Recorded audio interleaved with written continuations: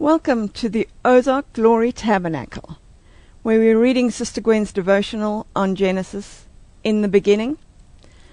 I don't know about you, but I'm enjoying these readings, and they're giving me lots of preaching material. And I love this title for today, March the 17th. It's, if a man wants trouble, let him have 2 wives, with an exclamation mark.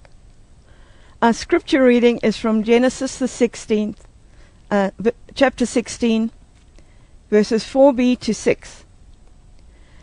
And when she, Hagar, saw that she had conceived, her mistress was despised in her eyes. And Sarai said unto Abram, My wrong be upon thee.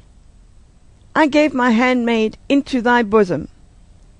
And when she saw that she had conceived, I was despised in her eyes.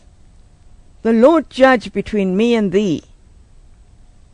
But Abraham said to Sarai, Behold, thy handmaiden is in thy hand. Do to her that which is good in thine eyes. And Sarai dealt harshly with her, and she fled from her face. Although Hagar was now a legal concubine, and considered that status was now elevated above that of a maid in the eyes of Sarah, she was still her slave. So when Hagar became proud of her success at becoming pregnant, there was an immediate conflict between the 2 women. Hagar expected to be treated as Sarah's equal, a thing which Sarah was unable to do. As a result, Hagar became disrespectful to her and ungrateful to her mistress. With each passing day she became more insolent, until Sarah could not stand it any longer.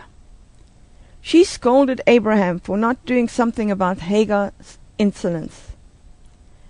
You are responsible for the wrong done to me by Hagar.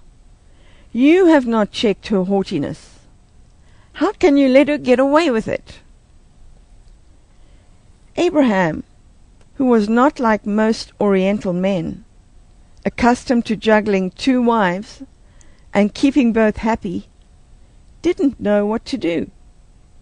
He didn't have what it took to correct Hagar. So he handed the responsibility of dealing with Hagar into Sarah's hands. He didn't want any problems with Sarah. He loved her, and he knew how strong she was. Abraham probably thought Sarah would only scold Hagar and make her behave properly. Instead, she treated her harshly and gave her a lot of hard work to do and many hours of labor. The rabbis say, Sarah, our mother, acted sinfully in ill-treating Hagar, and also Abraham in permitting it. Therefore, God heard Hagar's affliction and gave her a son, who became the ancestor of a ferocious race that was destined to deal harshly with the descendants of Abraham and Sarah. Some modern commentators, however, admit that few women would have borne the insolence of Hagar.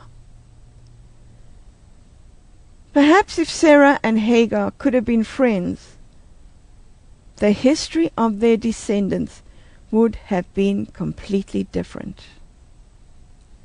2 women in a household, hating and fighting each other, can only lead to untold tragedy.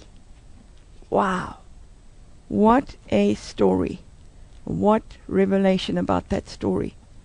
Makes you want to put an end to all your differences with everybody because of the consequences down the line and the number of people it affects. If you want to buy this powerful devotional, you can get it from our bookstore.